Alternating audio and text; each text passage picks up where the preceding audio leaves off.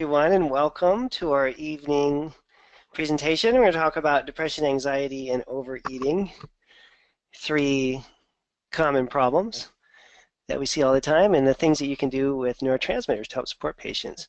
So I'm pretty excited about that. Um, I thought I would just take the first couple minutes to give you all a little orientation, maybe a little update to things going on around the Kalish Institute. Some of you may be new to us. Some of you I know have been listening to these for several years. And just give you a little refresh on where we're at and all the happenings right now. And let us take a look here, and I'll give you a quick update. So some big news happened, in my life. And we entered into a collaboration with the Institute for Functional Medicine, and it's the best thing that's ever happened to me professionally. Number one, it's the best group of human beings I've ever met professionally.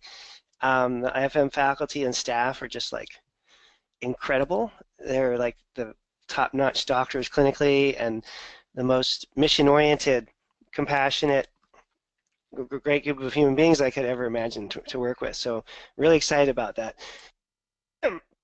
And what we're doing is we're launching this My Practice Plan course, which is oriented around developing business skills, things like strategy, operations, communication, sales, marketing, legal strategy, and so on.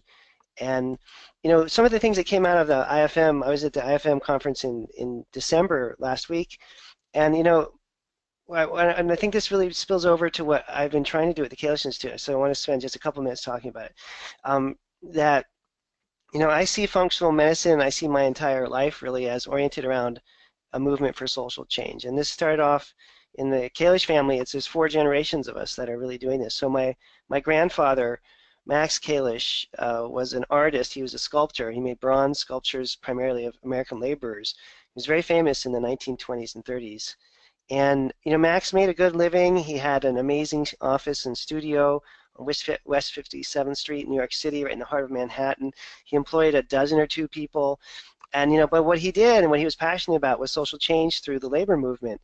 And that's a big deal, right? And then I realized my dad, Richard Kalish, again, a pioneer, late 50s, early 1960s. My father was researching and writing about the death and dying process. He even did the original grant writing for an organization called Shanti. And I was reading their website, a couple weeks ago. I was putting this together. One of the first organizations in the world to train lay volunteers to treat what mainstream medicine does not and cannot treat: isolation and loneliness. And that's for people who are dying. So my dad's whole career is oriented towards helping people who were dying have a better quality of life.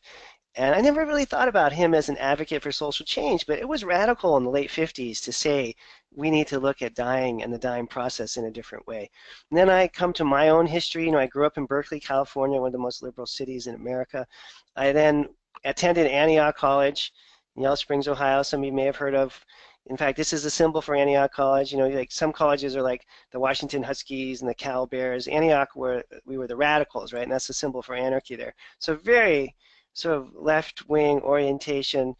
I then wasn't enough for me again, to just be in a liberal college. And when I graduated, I spent 2 years in this hut in a monastery in southern Thailand, where the monks, couldn't even touch money. So this was an orientation that was not about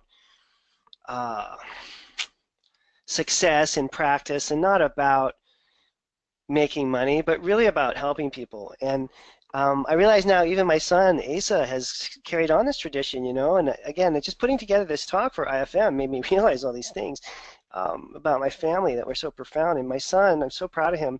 When he was 16 years old, he created Tutors for Opportunity. And there's my little guy right there, Asa Kalish. So I send him off to Columbia for a summer program in high school. He comes back with this nonprofit that he created with all these other kids, and what do? They tutor kids.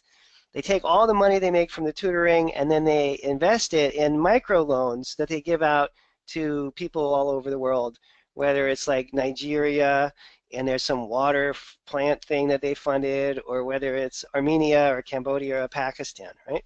And so there's 4 generations now in the Kalish family who are really oriented around this idea of social change movements. And that's how I want to frame functional medicine. This isn't about us being super successful as doctors. This is about there's a revolution going on in medicine now, and we want to be able to help participate and lead this revolution in a sensible way. And it is very much a revolution back, as all revolutions are, to where we started, right? Which is the idea of small private practices, lifestyle medicine, doctors looking after patients and talking about things like their emotional health and their physical health and exercise and diet. This is nothing new. We're really going back to where things were, in the doctoring world 100, 200 years ago. So anyways, I want to sort of frame that sort of revelation for me in terms of my family history and where I'm at in my career now, and being able to go out and say, this is really what my whole life has been about, and I want to share that with people. All right? So that's the new direction at the Kalish Institute, and we're super excited to be working with IFM. Like I said, the kindest, smartest, most well-intentioned group of people, and they're getting a lot done, and so I'm glad to be on board with them. And if you guys are interested in the My Practice Plan program, you can check it out too. We'll be starting those groups up soon. Okay, so we're going to get into the clinical now, and I wanted to talk about basically the use of amino acids in these kinds of treatments. And we have a bunch of slides here. I'm going to go through them kind of quickly so you can have them as reference, but I want to focus on the bigger picture theories and then how we can start to work with neurotransmitters effectively. And it's something I had a personal passion about, and I spent about a 12-year period of my career just focused on this one subject, and so I learned a lot about it, and I'd like to share what I know. Quick introduction to me. Obviously, I've been in practice for a while. I've trained a lot of people at the Kalish Institute. I'm happy to work with you, and if you're interested in functional medicine training, I'll talk about some of the upcoming class opportunities in a moment. And let's just cut right over here to some of the key factors in terms of organic acids. And I want to keep this in a really big picture kind of way so that we don't get too overwhelmed when we're looking at these labs.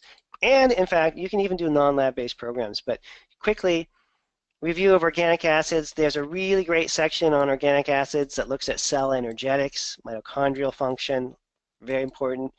There's a section that looks at the GI markers, and there's an amazing section that looks at detoxification, oxidative stress, methylation.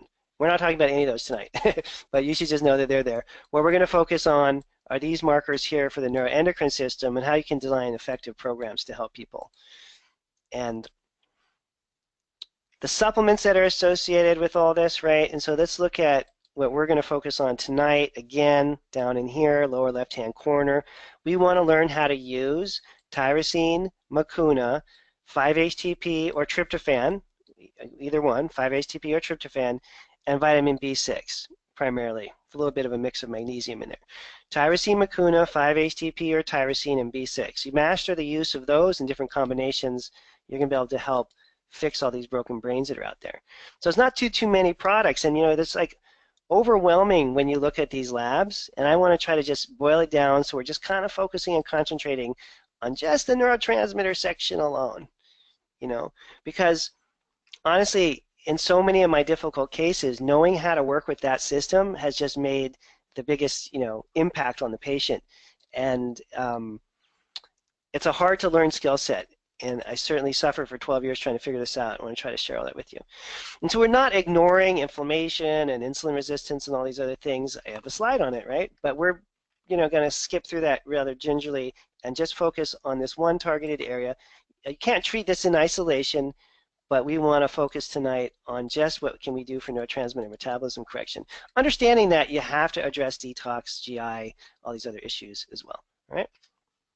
So when I think about it, there's the difficulty here in some ways is determining where the original problem came from. And for tonight's lecture, we're not really going to get into that. We're just going to look at brain problems as how you fix brain problems, and assuming that you're going to spend some other time, some other place, figuring out the source of the neurotransmitter dysfunction. We're just talking about how to fix things. The different types of sources that you may just want to float around and think about would be a deficiency type, right? That's someone who just doesn't have the nutrients they need to make these brain chemicals. A damage type, someone who's got either chemical, heavy metal, or some kind of physical trauma that's affected the brain. Or then, of course, there's some people who are just born with brain-related issues, and it's just their bad luck that they have that. So a deficiency type means the person could have burned through or used up these particular chemicals. Damage type means something happened to them, chemical or heavy metal exposure or physical trauma, like a car accident, you hit your head against the windshield, or the genetic folks, which are a small percentage of my practice, but people who tend to be suffering dramatically, who were born with, inherited, unfortunately, defects in dopamine production, serotonin production, and so on. We can look a little bit about the labs and how that can work in terms of determining whether it's genetic or not too, okay?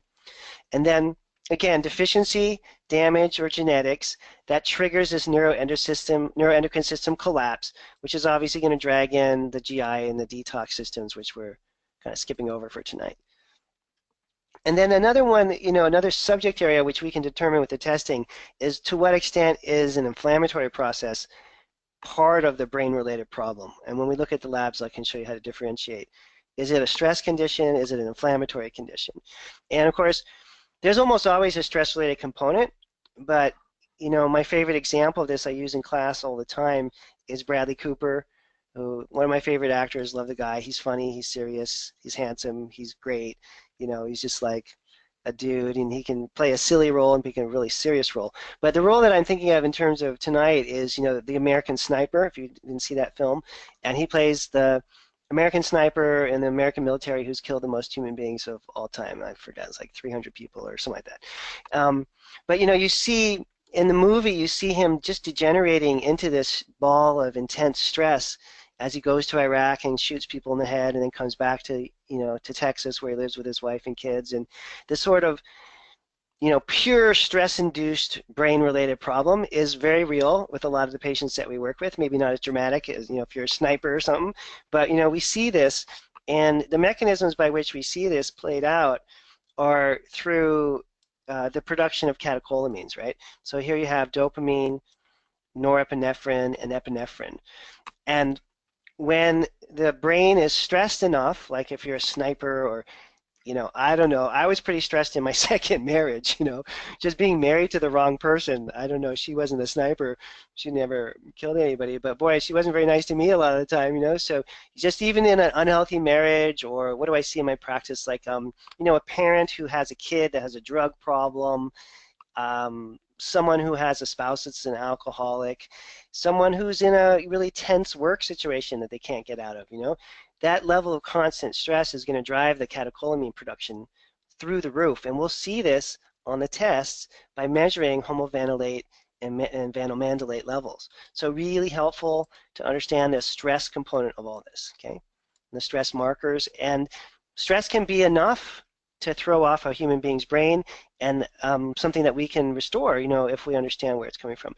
And then you have these inflammatory pathways down over here with picolinate and quinolinate. Again, strong levels of inflammation, neuroinflammation, can trigger depletion of brain chemicals, because we make these cytokines, these inflammatory cytokines are produced by the same amino acids from which we make dopamine, norepinephrine, epinephrine, and serotonin. Serotonin is not on this picture, but it's in the mix as well. So you can have an inflammatory condition, neuroinflammatory condition that would deplete brain chemicals, and you can have a stress-related condition. Some people have both, and the labs will tell you which way to go. In fact, you could argue, for the sake of tonight's class, it maybe doesn't matter so much because you're going to treat these conditions in the same way. But when you're trying to find the underlying cause of the problem, of course, it's very helpful to know whether it's related to a bad marriage or if it's related to, a whole bunch of inflammation in the person's gut or something like that, for the deeper level dive, right? So here are the markers again: vanilmandulate, homovanillate, and 5-hydroxyindoacetate. Okay, and these are for serotonin, dopamine, epinephrine, and norepinephrine. And then we have these other markers, kynurenate, quinolinate, and picolinate, that are the inflamed markers, inflammation-related markers. So you can see again, is it stress-related? Is it inflammation? Based on the test. Sometimes just talking to the person, you may be able to figure that out as well. And the organic acids testing is the foundation for how I work on this. I can't imagine doing this without the test, although you could if you really wanted to. I'm sure, just do some general guessing I wouldn't recommend that. I think the test, even though it is a little expensive, it's like 300 or 400 bucks, it's going to yield so much helpful information and shortcut any of your programs so much that from the patient's expense standpoint, the money that they spend on the test will be more than rewarded or saved as they go through and start to do various programs with you. Okay, so again, we have these two urinary byproducts of the catecholamines, vanilmandelate and homovanillate. You see the dopamine breaking down to homovanillate, the norepinephrine and epinephrine breaking down to vanilmandelate, and we're measuring these urinary byproducts. Now, you can measure dopamine, epinephrine, and norepinephrine in the urine directly. You can measure dopamine, epinephrine, and norepinephrine in the urine directly. However, that's a highly unreliable way of tracking what's going on in the brain because of some complicated things that go on in your kidneys and whatnot. So these metabolites are much more stable, they're much more easy to track, it's a much more accurate way to assess, and any measurement of dopamine, epinephrine, and norepinephrine in the urine itself is going to be somewhat suspect. And I don't think those tests are very accurate. Okay, so we talked about this. Now, what's interesting about these markers is that when we're first stressed, they shoot up, and then when things get really bad, they go low. Okay, and this could be tied into adrenal exhaustion. Well, of course, because another word for epinephrine is adrenaline, right? Another word for norepinephrine is noradrenaline. So these chemical compounds are produced in the adrenal glands as well as in the brain. And in a sense, the catecholamine markers like vanilmandelate and the dopamine marker like homovanillate can give you a pretty accurate sense of what's going on with the adrenals as well. I also, in my practice, measure adrenal hormones directly on everybody, and I think one of the biggest decisions that I make with every patient is what direction are we going to go?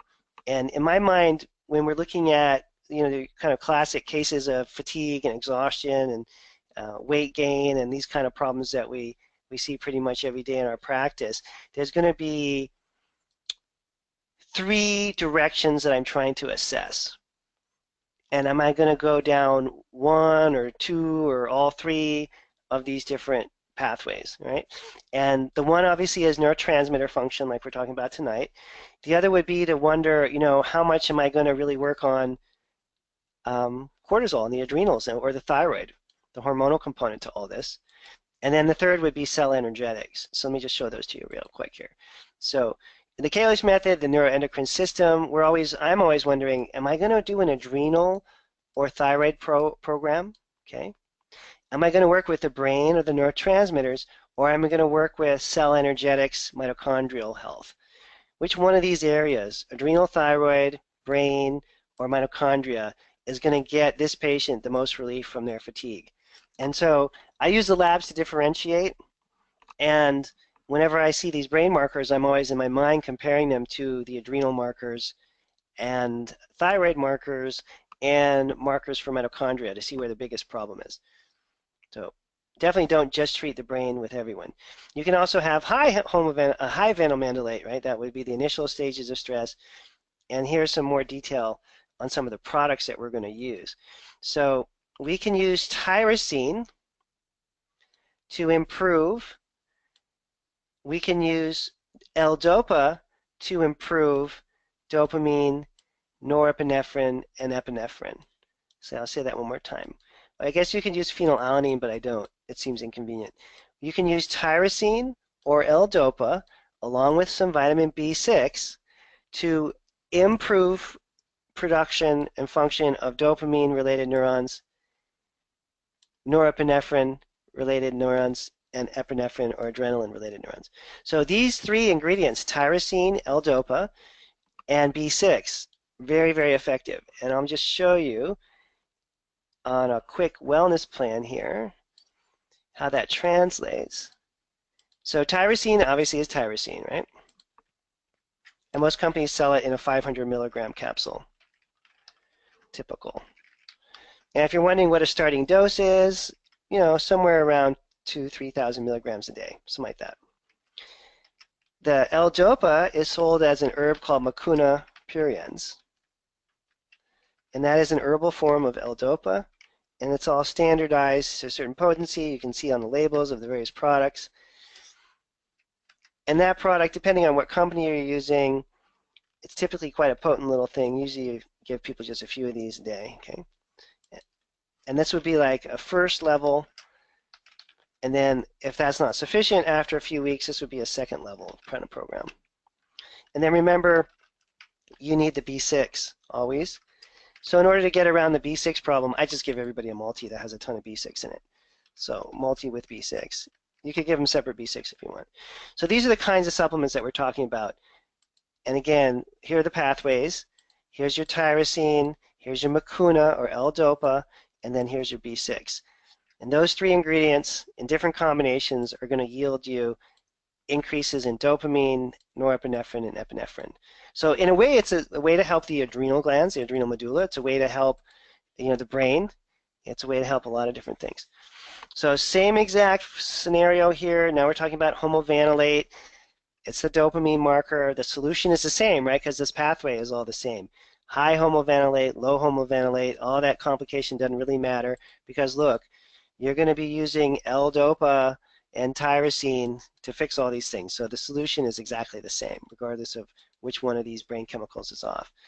And that makes it pretty easy. Now, there is a second stage to this, which is going to be the markers that are related to serotonin. And that's 5-HIAA.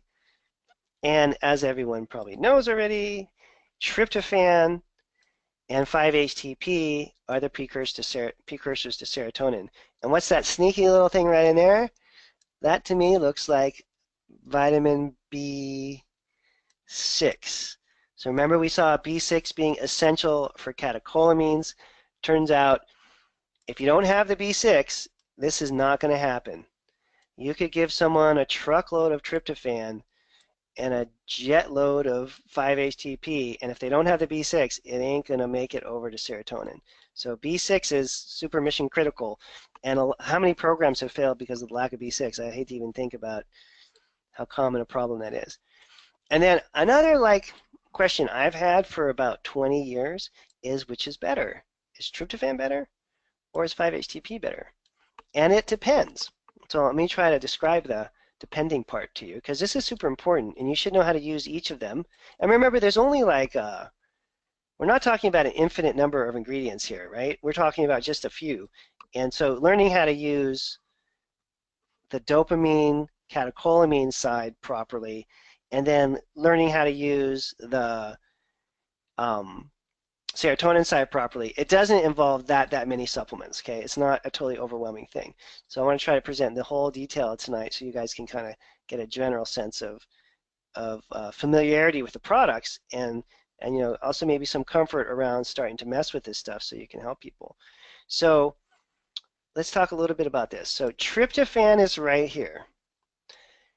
Tryptophan converts into 5-HTP. 5-HTP, with the help of B6, converts into serotonin. Now, there is an enzyme that sits, and I'll draw it in red so you can see real obvious. How do I know this? Because I spent 12 years obsessively studying this. There's an enzyme that sits right here, all right, in the red zone. We'll call it E for enzyme. It's this hydroxylase thing, right? And so when tryptophan levels get up to a certain point, this enzyme increases, and guess what it does? It shuts down the conversion of tryptophan over to serotonin. There's like a block to that pathway. So if you get tryptophan up to a certain level, you're going to max out the boost of serotonin. So tryptophan is an amazing and essential part of this whole thing, but if someone's extraordinarily low, you're only going to get the serotonin up to a certain point before that enzyme kicks in and stops the conversion. 5-HTP is sitting right here. Remember, the enzyme is here. The red line is the enzyme. It's past that pathway. So 5-HTP, the more of it you give, as long as they have B6, the more serotonin they're going to make. So for people who are extraordinarily deficient, the 5-HTP will be able to get the serotonin up as high as you need. For people in general, especially people with sleep-related problems or protein synthesis-related problems, the tryptophan is actually better. So I use both. And as long as you understand tryptophan has its limits, it'll get you to a certain place, and that 5-HTP in some cases can be more helpful. You can kind of, segue between the two and have familiarity with both of them. And there's only two products, okay? 5-HTP and tryptophan. So it's not a lot to stock in your clinic. And getting comfortable with each of them is super important to do these protocols right. All right. It's a little bit of a pain in the butt to have to carry both, but not the end of the world. And so again, hydroxyindoacetate, this is some details about how this all happens. And here's some more on the pathways. So let me just reiterate, tryptophan is essential for boosting serotonin, and you can use it very effectively up to a certain point. Tryptophan also helps with people who have mitochondrial problems, people who have the need to produce more protein, the need to make more stuff from their amino acids. So tryptophan has a lot of repair properties to it that 5-HTP doesn't. So in some ways that makes tryptophan superior.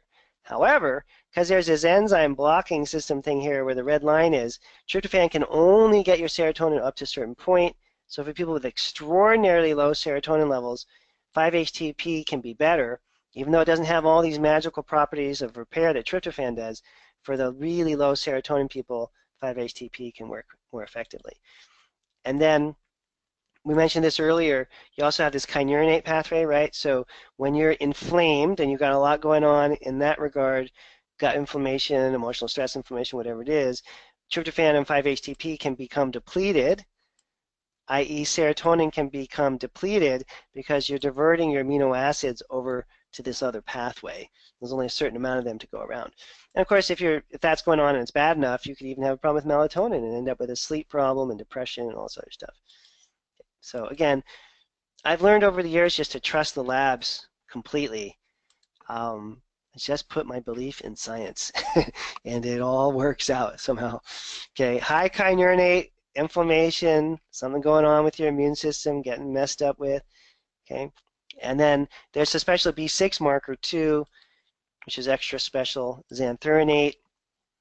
When it's elevated, that's a B6 deficiency. Remember, we just said B6 is critical for catecholamine production, dopamine production, serotonin production, so you got to really keep an eye on B6 all the time. In fact, if you just don't want to even worry about it, just give everybody that ever comes into your clinic B6. When I was a very young doctor, I was like 29 years old, I was working with this senior clinical whiz, amazing naturopath that was training me in clinical nutrition, and I must have seen him pull off like a dozen miracle cures using B6. And then at some point in my career, I was just like, screw it, I'm just going to give everybody B6. Why not? It's in the multi, right? I mean, it's just like give everybody a multi that has B6 in it. If not, then just make sure that you get B6 into the right people if you're not going to do it with everyone. So here's a more complicated pathways just to show you again. Tryptophan sitting here. Remember, there's a block, so you can only get up to a certain level. You've got your 5-HTP right here. That also converts to serotonin. And then what we don't want to have happen, which is happening to most of our patients, is have that tryptophan be diverted toward the kynurenate pathway where there's all this inflammation going on, right? And then we have this sort of collapse of the brain due to chronic inflammation, and we're trying to reverse that.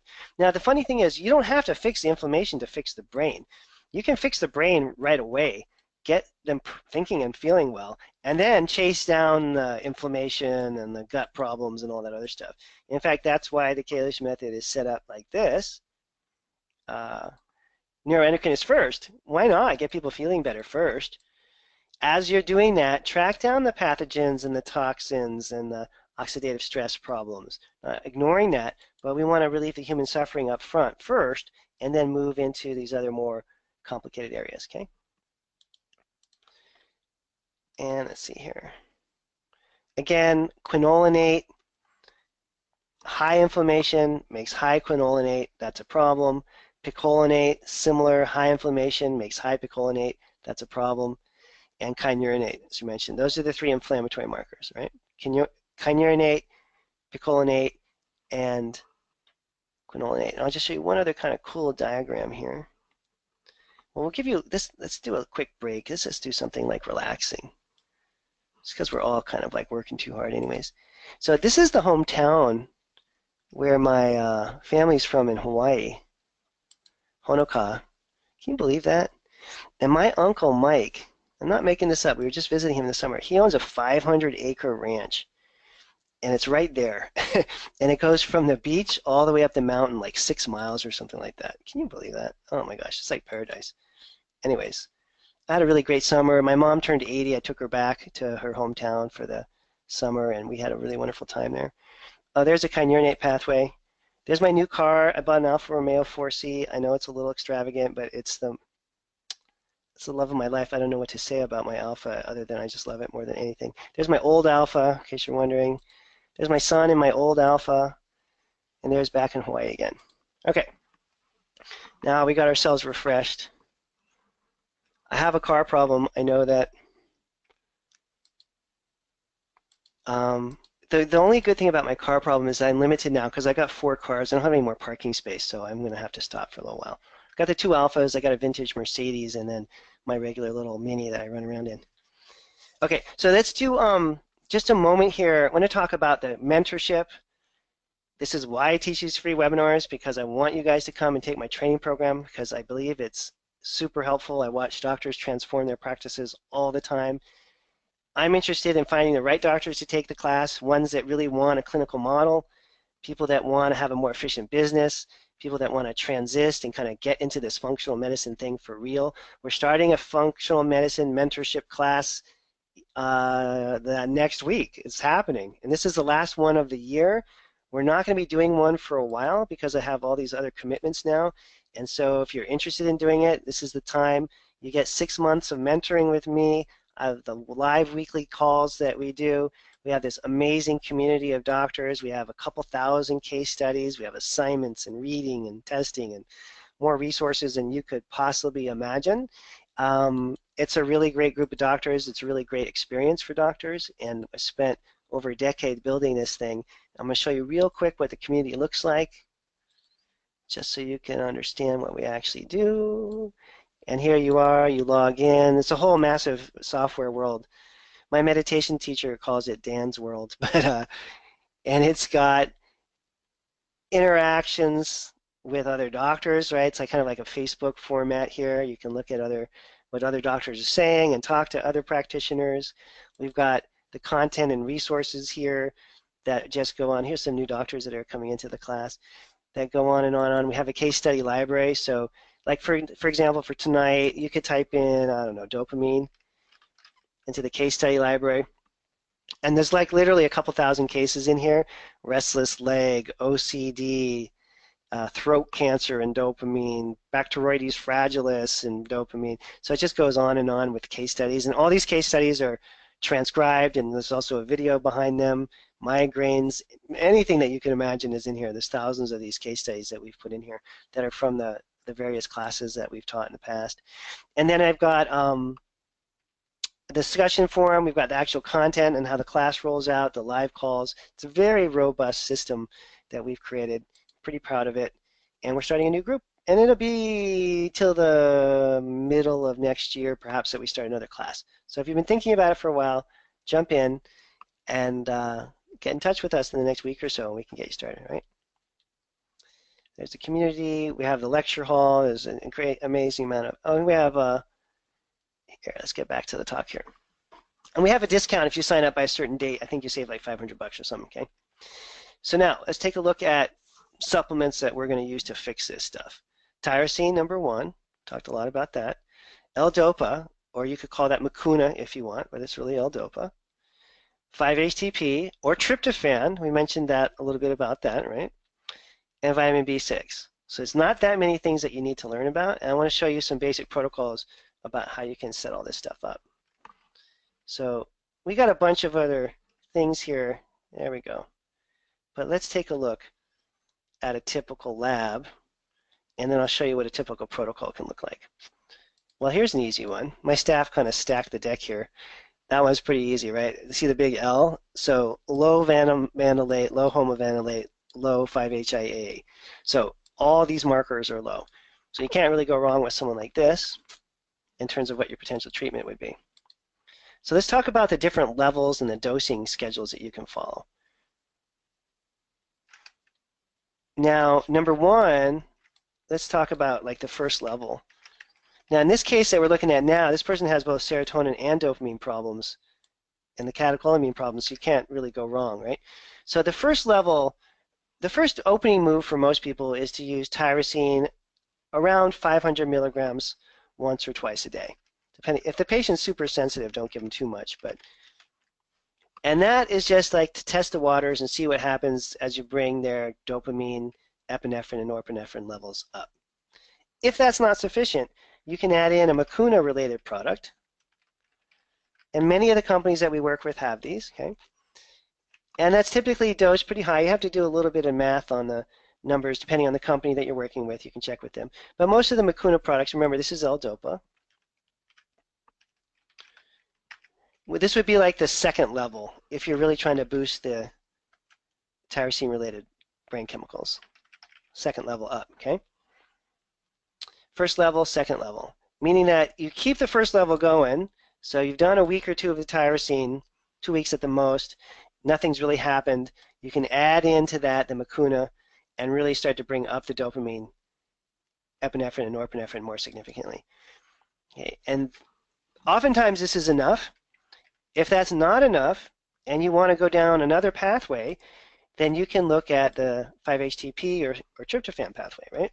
So that would be something like this, 5-HTP. I use it in a 100 milligram capsule.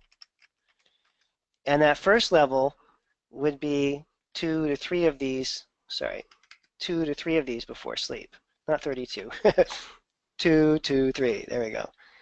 So that would be the first level. Let's call that first level for serotonin. And again, give that like a week or two and see what the 5-HTP does. If that's not sufficient to make a big difference, then I would go up to 3 a day at bedtime for sure. And then you can add in more 5-HTP during the day. And again, now if you give 5-HTP during the day, as you guys probably know, people can get kind of drowsy. So in order to offset that, give them a little tyrosine. Something like that would work really well for most people. If they're super deficient in serotonin, this would be an effective program.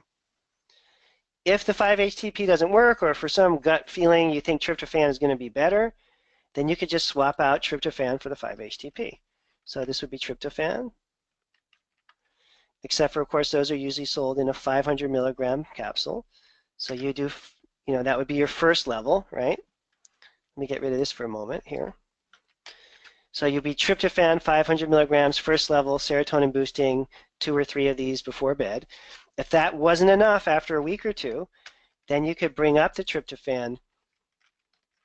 But remember, if they're super deficient, the 5-HTP works a little better. You could bring up the tryptophan. And some people are really so deficient with these brain chemicals, they need as much of this stuff as we're looking at here, okay? I know the dosages seem really high, but some people need that much. So that's one simple protocol for boosting dopamine in 2 different tiers, a separate protocol for boosting up serotonin. Just those 2 protocols alone, it's probably 80–90% of what I do with these brain cases. Sometimes it gets more complicated. You need to vary things around. Oh, and did I forget something? B6, B6. We're going to write that 3 times, B6, with 3 exclamation points. So don't forget the B6, right? Because without the B6, this thing won't work. So a super basic protocol. In this patient's case, you could have done both, right? Because they had a problem on both sides. Let me show you some more labs. And again, in my practice, I run the salivary cortisol, so I look at adrenals. We run a stool test, we look at the gut, and then we run also the brain cases, the brain testing here with organic acids. So we're going to cut right over to the organic acids. And here are 2 markers that are high, quinolinate and picolinate. Remember, these are the inflammatory markers that indicate that there's a brain-related problem. It doesn't take to change the treatment at all. You can still use the 5-HTP and tryptophan and tyrosine quite effectively, but you may then, obviously, if you see this, you want to investigate and find out why that person is so inflamed and what kind of things that you might do to start to correct that. But the protocols can be the same, and I'll just show you one other quick slide here because it's kind of cool how this stuff works.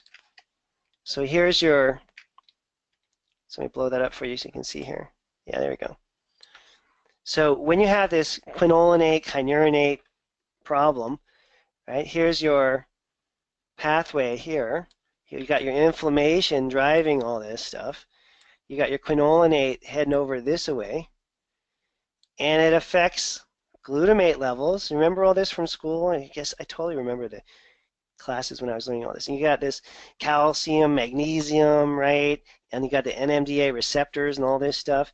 And when this system is screwed up and quinolinate is out of control, you get this neuroexcitatory explosion thing, right? And cells start to blow up. And anyways, it doesn't do well for your brain. And people get depressed, anxious, fired up, unable to slow down, all kinds of different problems when this quinolinate slash kynurenate problem kicks into gear. Really messes up your brain. But again, you don't have to fix this to help the person's brain. You can just get them on the right amino acids and come back a little later and deal with the other things that are going on. Okay, that to me is surprising, but true. You can work on these things sequentially. You know, you can get the brain working properly and then come back around and start to deal with the underlying issues. And I just want to show you one other thing that I use a lot with my patient education information here. Not really part of tonight's talk, but it's relevant, I think, because it's important, which is that in general, and this is something that tripped me up about functional medicine. So here I am, I'm like Dr. Dan, I'm in my first 3 or 4 years of practice, just like learning clinical nutrition, just handing out supplements by the truckload, and everybody's getting better and healing, and I'm pretty excited about my life. And then I stumble into this whole functional medicine group, and they're like, oh, well, kid, you know, he used to call me Danny Boy, Dr. Timmons. He said, Danny Boy. You know, the funny thing is that Timmons never met my father. My dad died when I was 22, right?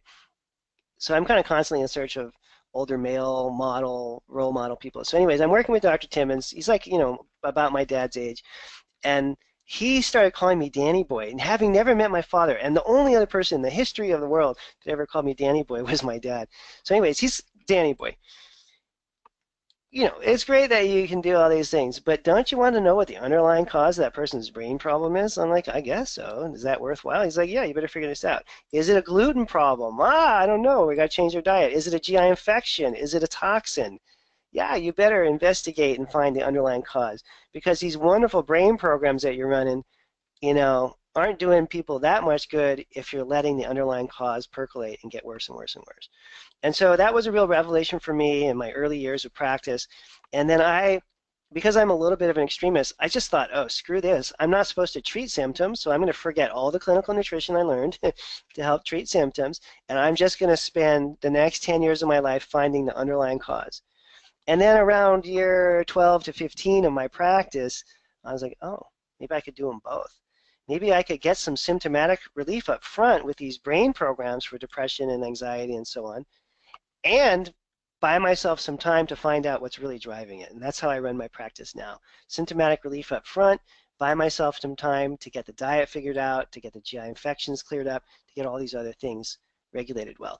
And you know, I guess the take-home message for me is that our most important mission in functional medicine is to find the underlying cause of this particular patient's problem. However, you rarely need to treat that first. I'm going to say that again. The main job is to find the underlying cause of a patient's problem. However, you rarely need to treat that first. In fact, it's usually to your advantage and the patient's advantage to get some symptomatic control and set them up for success when you're dealing with the underlying cause. For example, patient I have right now, in a, I don't know how you'd say it, dramatic situation. She's taking care of her son's baby. The son is in and out of prison. The young woman that the son had the baby with is a drug addict. It is just not a very good scene.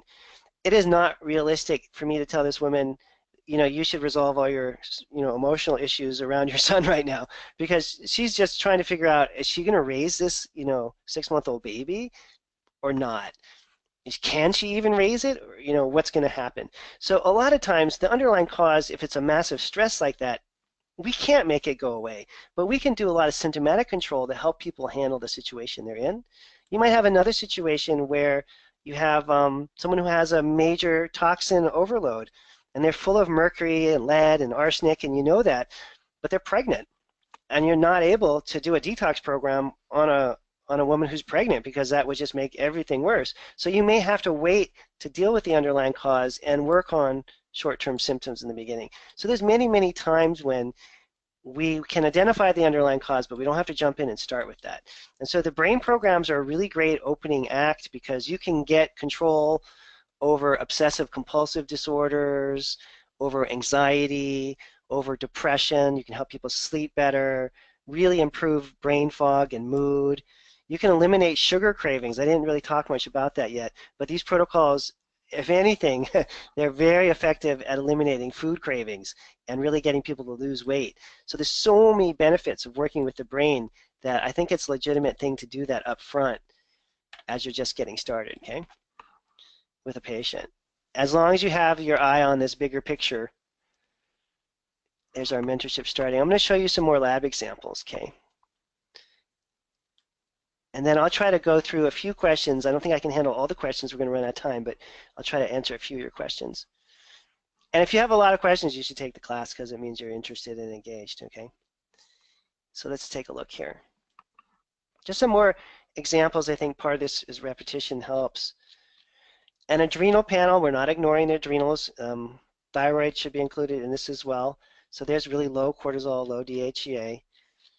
We see some gut issues. Oh, there's an H. pylori infection. Okay, we're going to need to treat that to reduce the inflammation. And then we look at neurotransmitter markers and detox, and let's see where those sit. Now, here's a good example of someone who's not that messed up. Okay, these markers are all okay. This one's a little low, so a little bit on the dopamine side. These two are okay. Once in a while, people are in pretty good shape. You know, as much of a miracle as that is. And sometimes when you've been doing this job for too long, you start to wonder, like, you know, does everyone have this problem? I'm going to show off now just because I think it's kind of funny. And anyone who knows me well realizes that this is just me being a wise ass, basically. But check out my lab. This is really me, for real. See, patient Daniel Kalish. It's not some fake out thing. This is really my birthday, 7/23/64. All right, I'm 53 years old now. This is a few years old, but still, check out my brain markers. Look at this. I swear this is not a fake lab. Look at this. Look at this, you guys. Just, first of all, it's right in the middle, okay? And second of all, they're just lined up like, man, that is a brain on fire. That is just a brain that is just designed to work properly. I'm not going to take any personal credit for this. This isn't because, you know, I'm a better person than anyone else. I attribute 100% of this to the fact that I wake up every morning around 4 in the morning and I meditate for 3 or 4 hours. I swear, if you meditate for 3 or 4 hours a day, your brain will just flip to like this. And then forget the supplements. This is unsupplemented. This is zero supplements. This is just pure Taoist meditation. Voomp. Now, most of the patients that I work with are not going to wake up at 4 in the morning and meditate for 3 or 4 hours. So it's unrealistic to even talk about that with them. However, I just want to point out that you can do all of this with your mind in a really elegant and wonderful way. Let's see here. Yeah, actually, I got up this morning at like 3:20. I don't recommend it for a really robust social life, but it's great for your brain. And you could ever talk to my staff at my office, they know, like, by the time it's like 6 or 7 o'clock at night, they're not even going to bother asking me a question because they know my brain is just pretty much turned off by that point. So here, now, part of these labs, part of interpreting these labs is pattern recognition. I think that's one of the harder parts. So now look at this. Here's our 3 stress markers. There's no red H here. Nothing got flagged by the computer, but can you see the pattern? And sometimes having 3 markers borderline elevated is even more impactful in a negative way to a person's brain than having a single marker up. So always remember you're looking for patterns as well as for individual markers. So if you see 3 that are clustering in the high end like this, then you can suspect there's something pretty significant going on with that particular patient. All right, I've got some more examples here I want to show you. Let's pull this one in here. And again, a lot of this is pattern recognition. Hopefully the protocols I showed you, you guys can use right away. Honestly, if you wanted to, you could use those protocols I showed even without the labs. I wouldn't recommend that. Everything I do is lab-based, but you could if you just wanted to experiment with this stuff and not actually get into having to, let me get out of here, not have to get into doing all the complicated testing. There we go. I was having trouble playing that over. There we go. All right.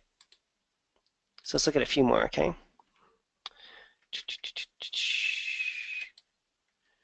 Oh, there's a good one. Man, I see ones like this all the time. This is a really good one. Okay, so I see these all the time. Look at the dopamine marker. And again, I mean, if someone walks in and they have OCD or they have restless leg or, I don't know, they've been depressed their whole life and their parent, you know, their dad had Parkinson's. I mean, if they have an obvious dopamine problem, you can just do the protocol without the lab. I never do that in my own practice at all, but I also understand that some of you guys are not really super gung-ho on doing the testing. And, you know, my first 3 or 4 years, I did all these programs without labs. The reason why I do lab testing now, so, you know, vociferously or regularly, you know, is because it just saves me from making a lot of mistakes and it makes things really clear. So I'm a strong advocate of the testing.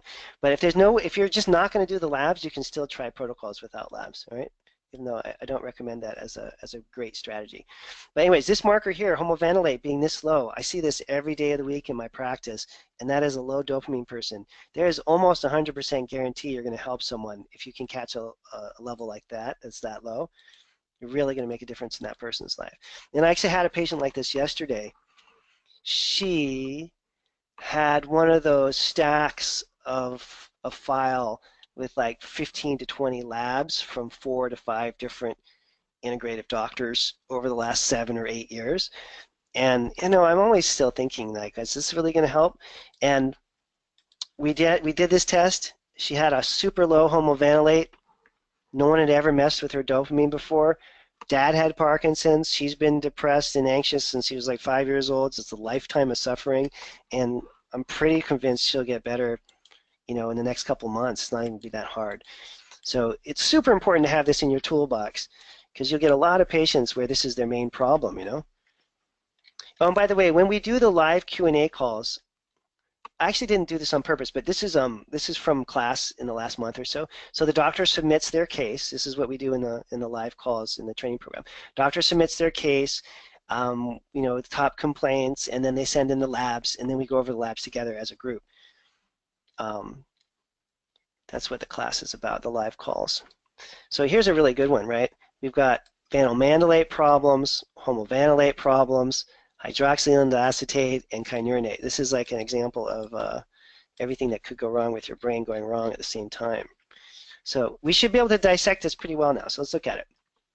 This will be our last case, and we'll wrap up, okay? Let's see here. So, oh wow, look at that, homovanillate. A 1.1. You know, that's so low, they had trouble getting the dot on the thing there, right? That's extraordinarily low. So that's low dopamine. Hydroxyl acetate is high, and kynurenate is high. Remember that?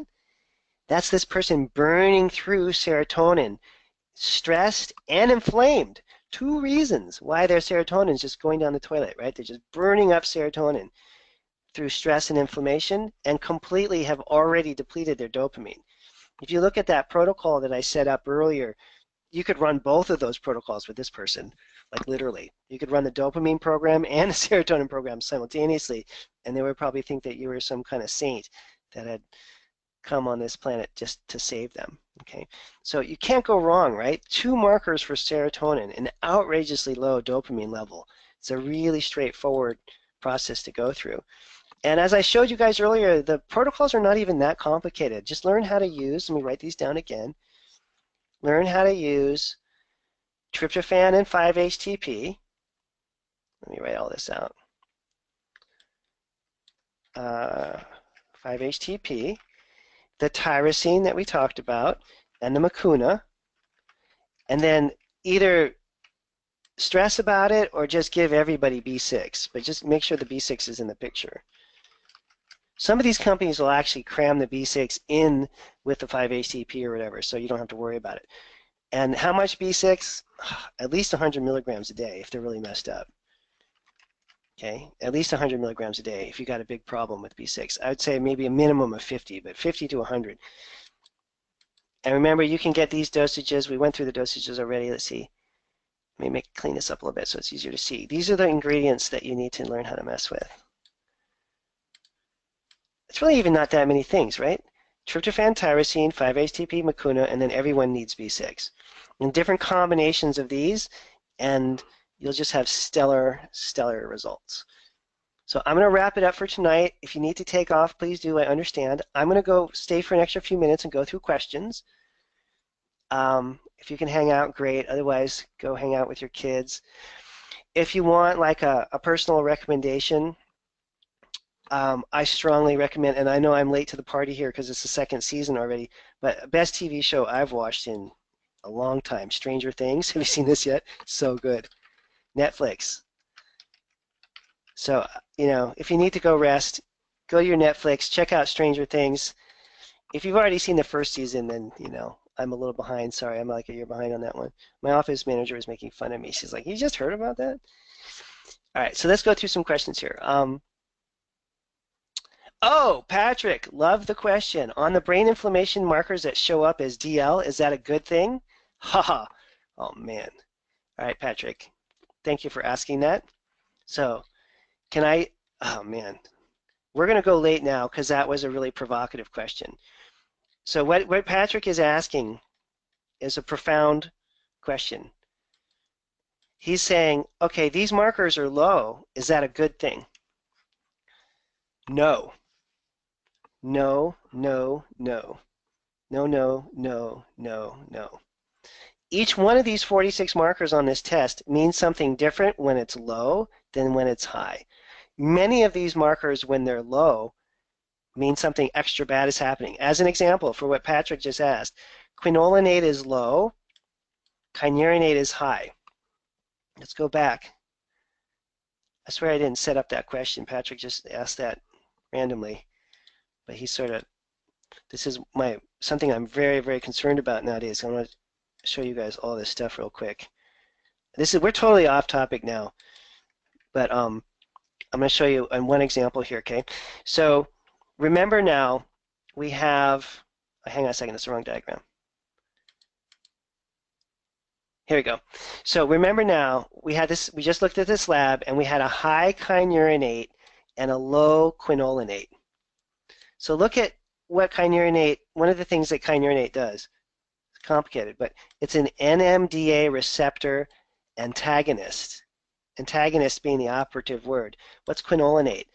A brain NMD receptor agonist, meaning that when kynurenate goes up, quinolinate is supposed to go up to balance things out.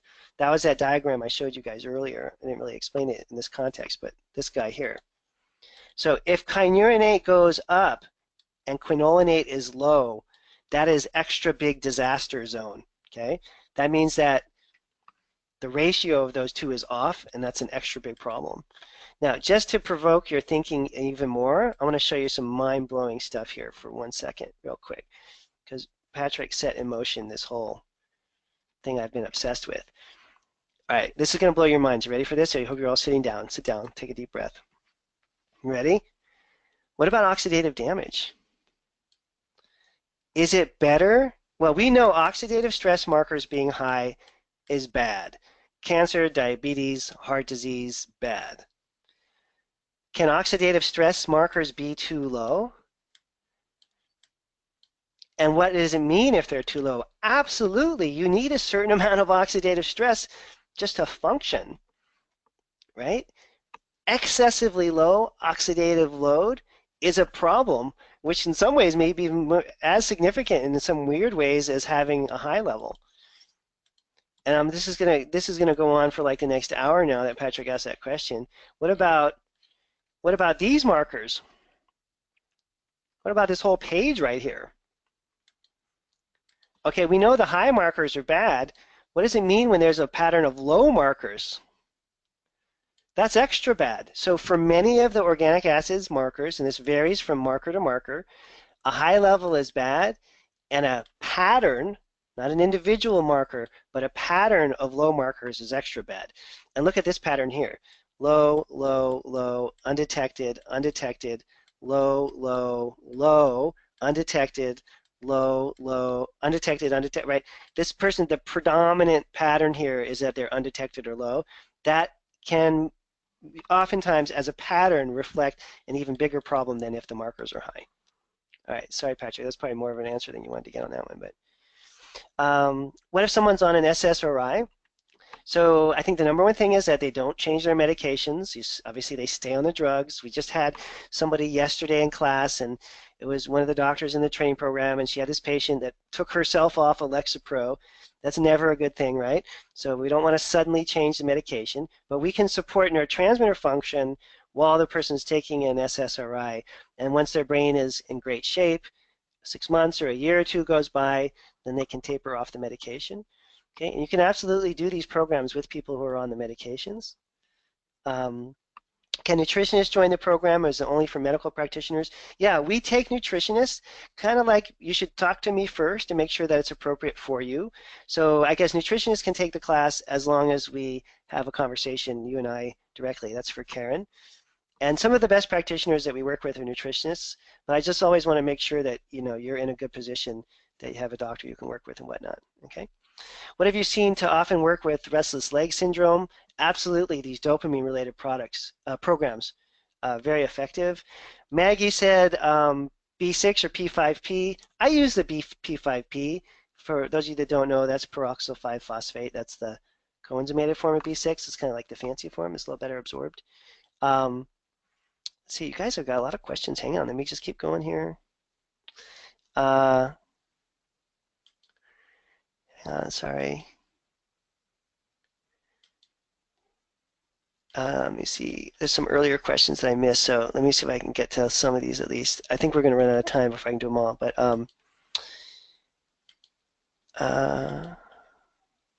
nausea, yeah, you can get nausea with these programs if you're really off on the dosing. Okay. Should tyrosine be in the form of N-acetyltyrosine? I just use straight tyrosine. I don't know. I'm not against the N-acetyltyrosine. I know it has some advantages. You need adequate zinc, magnesium, and B2 to make B6. Yeah, absolutely. That's why I put everybody on a multi, right? A multi is just kind of takes care of all that kind of cofactor stuff.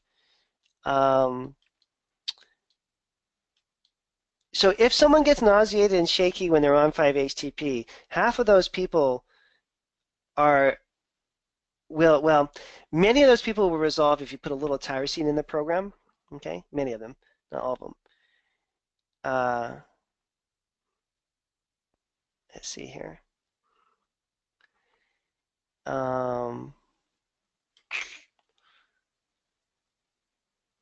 Let's see, I've got a few more questions I can get through. So, let's see.